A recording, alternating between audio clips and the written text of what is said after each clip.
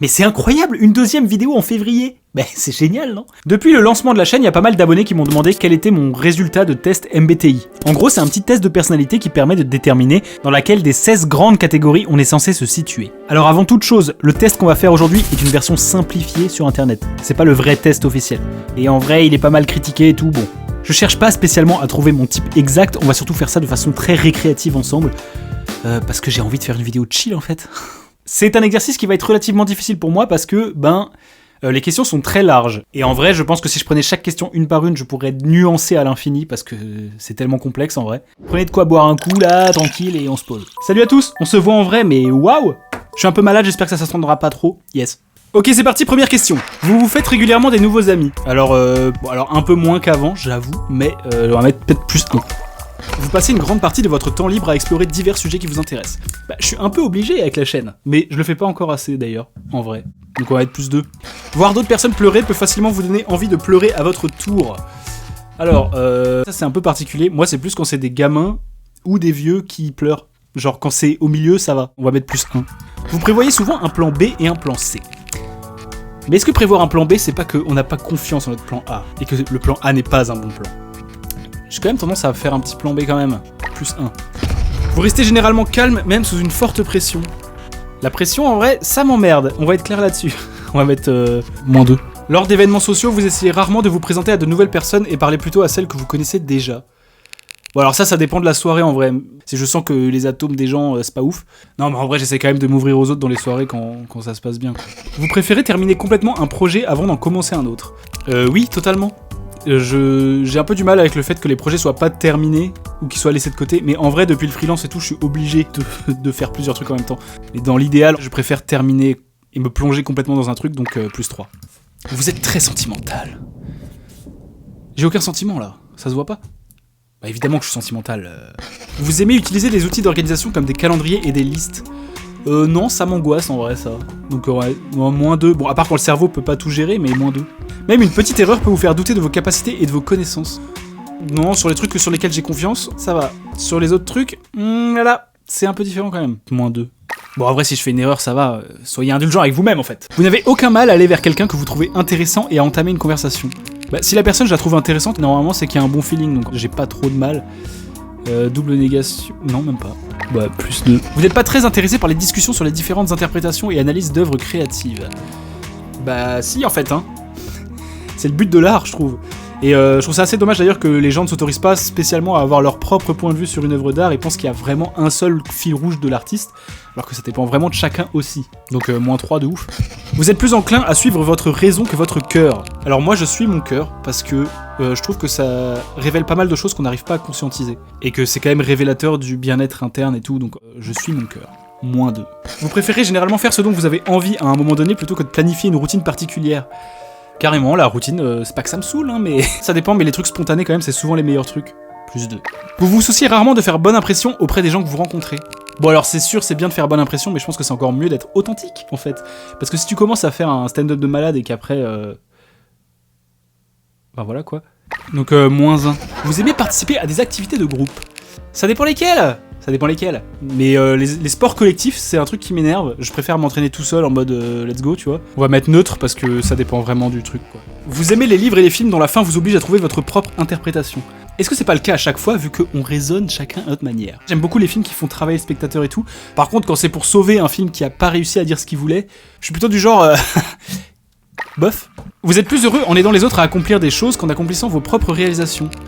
Niveau passion et tout, j'ai toujours été plus en mode réalisation personnelle que faire les projets des autres. Mais par contre, quand vous m'envoyez un message pour me dire que ma vidéo vous a aidé ou que je vous ai aidé, moi c'est vraiment ce genre de truc que j'emporte dans ma tombe, quoi.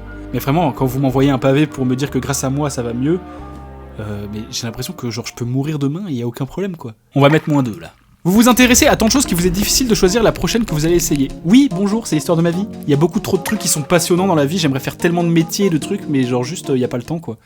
Enfin, surtout, c'est pas facile, en fait. Vous avez tendance à vous inquiéter que les choses aillent de mal en pis. Oui, je m'inquiète pas mal. En fait, c'est surtout que dans ma vie, à chaque fois qu'il s'est passé un truc absolument génial, il y a eu une énorme couille en même temps. Du coup, je suis un peu sur mes gardes quand même, mais bon, j'essaye de m'améliorer, donc je vais mettre plus 2 en vrai. Vous évitez les rôles de leader dans les groupes? Non, je trouve que quand il y a un leader dans un groupe, c'est que c'est un groupe qui est généralement pas très sain, quoi. Donc j'évite rien du tout, je vais mettre neutre. Vous n'êtes certainement pas un artiste. La formulation de cette phrase me fait rire. C'est pas à moi de dire si je suis un artiste, ok? Bah en vrai je dirais que je suis un artiste parce que je crée des trucs. Par contre je m'identifie pas trop au stéréotype de l'artiste. Dans le fond, qu'est-ce qui fait vraiment un artiste? Ça je trouve ça vraiment méga passionnant comme débat aussi. Donc je vais mettre -2 quand même parce que... Bon, voilà. Vous pensez que le monde serait meilleur si les gens se fiaient davantage à la rationalité et moins à leurs sentiments? Cette question, je vais vous l'avouer, c'est la meilleure du test, je trouve. Elle est géniale cette question. Au point que je vais faire un épisode là-dessus. Je trouve que les gens ont carrément tendance à opposer rationalité et sentiment, alors que les deux sont vraiment méga intriqués. Et au fond des sentiments, il y a des raisons. C'est juste que ça relève d'une pluralité de raisons qui est juste immense, quoi. Mais en vrai, je vais juste mettre -2, parce que je trouve qu'il y a vraiment trop de gens qui refoulent leurs sentiments, et juste, c'est chiant. Le mieux, c'est quand même d'assumer ce qu'on ressent, et de ne pas nier une part de nous-mêmes, voilà. Vous préférez vous acquitter de vos tâches avant de vous détendre? Oui, totalement. Je ne peux pas me détendre si je sais que je dois faire un truc chiant. Donc, vous aimez regarder les gens se disputer? Ouais, ça peut être amusant dans une certaine mesure, mais en vrai, c'est plus chiant quand même, en vrai. Genre, surtout quand les gens ont des arguments et qu'ils ont tort tous les deux. Surtout dans les commentaires sur internet. Bon, pas sur ma chaîne parce que vous êtes trop sympa, mais -2. Vous avez tendance à éviter d'attirer l'attention sur vous. Je suis en train de parler devant 100 000 personnes, je pense pas que j'évite. Dans la vie de tous les jours, je sais pas du tout ça. C'est quelque chose qui me fait assez peur, en vrai. Mais non, mais je vais mettre -1 quand même. Votre humeur peut changer très rapidement. Oui. Et j'y travaille. +3. Vous perdez patience avec les personnes qui ne sont pas aussi efficaces que vous. J'ai du mal avec les gens qui s'impatientent par rapport aux autres, mais en vrai ça dépend tellement du contexte que je vais mettre neutre parce que...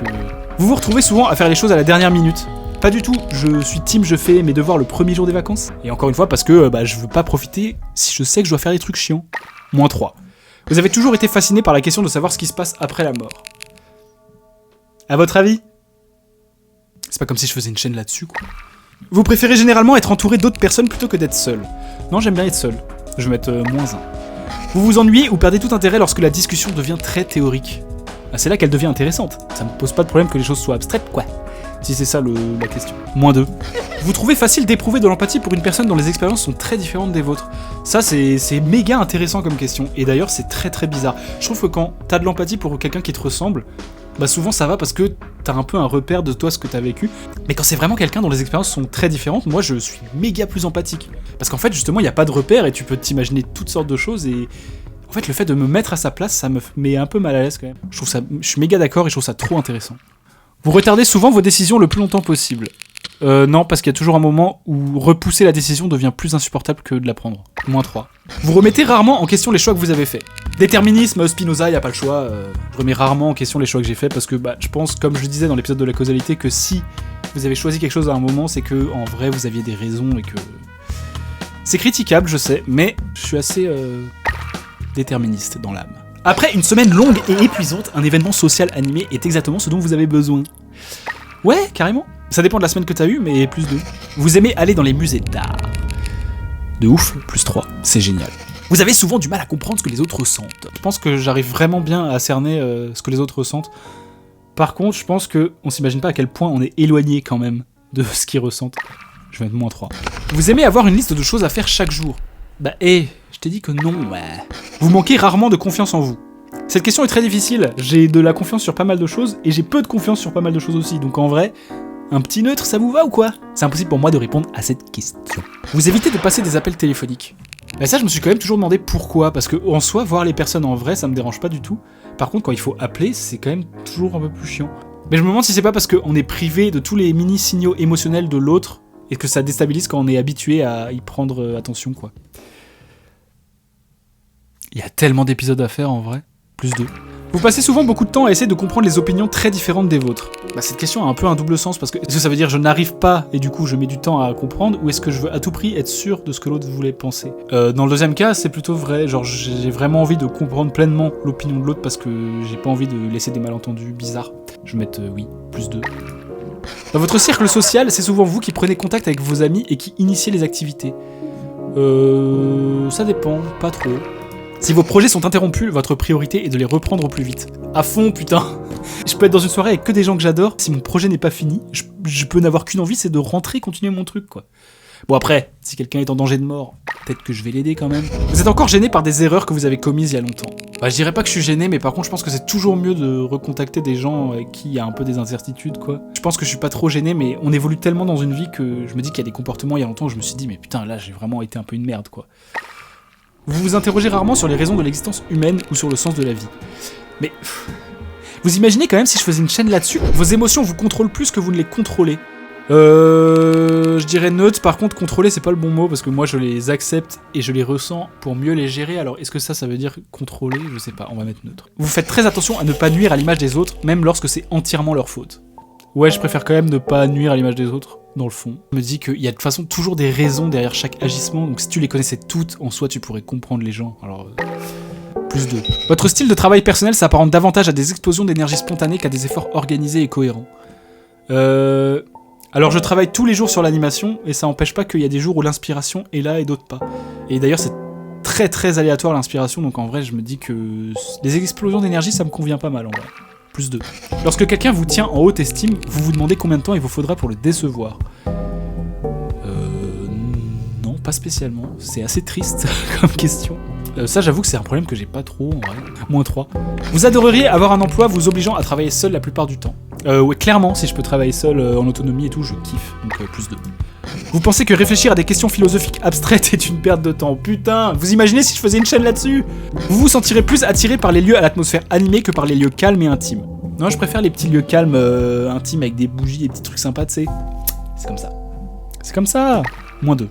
Vous savez au premier coup d'œil ce que ressent quelqu'un. Plutôt, ouais. Je me trompe assez rarement quand même là-dessus, donc plus 3. Vous vous sentez souvent submergé. Ouais, de ouf. Et c'est quelque chose sur lequel je travaille aussi. Et là aussi, le freelance aide, parce que t'es obligé d'être submergé à un moment. Donc, en vrai, plus 2. Vous terminez les choses méthodiquement sans brûler les étapes. Non, suivre les choses à la lettre, c'est un peu chiant en vrai, mais bon, tant que éthiquement tu peux brûler les étapes, je le fais, quoi. Dans un projet. Hein. Les polémiques, en vrai, je trouve ça intéressant, mais tant que tout le monde donne son avis en toute bienveillance et que tout le monde n'essaye pas d'avoir raison comme un taré. Voilà, parce que sinon, ça m'emmerde un peu quand même. Moins 1. Vous laisseriez passer une bonne occasion si vous pensiez que quelqu'un d'autre en avait plus besoin. Ça dépend de l'occasion quand même, mais je pense que oui, dans la plupart des cas, si quelqu'un en a plus besoin, je vois pas pourquoi j'irais. Vous avez du mal à respecter les délais. Pas du tout, je suis toujours dans les temps pour ce qui est pro et tout, ce n'est vraiment pas un problème. Moins 3. J'adore la dernière question, elle est drôle. Vous êtes confiant dans le fait que les choses vont s'arranger pour vous. C'est beau. Je sais pas si ça vous arrive, mais moi des fois j'ai mon cerveau comme ça qui m'envoie une décharge de positivité en mode non mais en fait tranquille, de toute façon à la fin t'es mort genre. Et comme si en fait la mort c'était un soupir hyper bénéfique et que rien n'était grave quoi. C'est ce qu'on appelle le nihilisme, bonjour. Surtout que c'était pas comme ça en fait hein. Plus 2. Je suis encore un avocat et en vrai ça fait plaisir parce que ça fait plusieurs fois que je fais le test et je tombe toujours sur le même résultat. Du coup ça veut dire que je ne suis pas dévié par un déterminisme biologique interne au jour le jour. Et en vrai c'est assez sympa de faire ce test à plusieurs moments de votre vie parce que moi je sais qu'il y a longtemps j'avais fait ce test quand j'étais au collège et j'étais protagoniste. Et ce qui est drôle c'est que je suis passé d'extraverti à introverti. C'est fou comme on évolue tellement dans une vie, on est clairement plus la même personne quoi. Bon, en vrai, je pense qu'on se réaligne plutôt sur ce qu'on est à la base, mais ça, c'est un autre débat. Je suis plus introverti que extraverti. Putain, mais 54% et 46%, c'est tellement les bons pourcentages, c'est effrayant. Plus intuitif qu'observateur. C'est tellement vrai, ça. Je raisonne tellement plus avec les choses que je ne les vois, c'est... Est-ce que c'est une bonne chose? Bah, j'en sais rien. Mais il faut tout pour faire un monde. Plus de sentiments que de pensées. Ah ouais, putain, je pensais pas à ce point-là, quand même. Bah, j'ai quand même tendance à ruminer, mais c'est vrai que ça s'accompagne toujours de sentiments, donc... Plus de jugement que de prospection, ok. Et plus prudent que assuré. Bah là, encore une fois, les pourcentages sont exactement les vrais, quoi. J'ai toujours été très prudent dans ma vie, mais plus j'avance, plus je me dis lâche prise et go, quoi, parce que sinon juste t'avances pas. Voulez-vous recevoir les résultats par email? Évidemment que non. Bon, je vais pas rentrer en détail dans tout ce qu'il y a sur Avocat. En vrai, si vous voulez regarder sur le site, c'est super intéressant, il y a beaucoup de trucs à dire. Et surtout, ce qui est marrant, c'est que vous pouvez voir un peu les personnages célèbres qui partagent le même profil que vous. Alors, c'est à prendre au pied de la lettre, et encore une fois, ne vous cantonnez pas à ce résultat.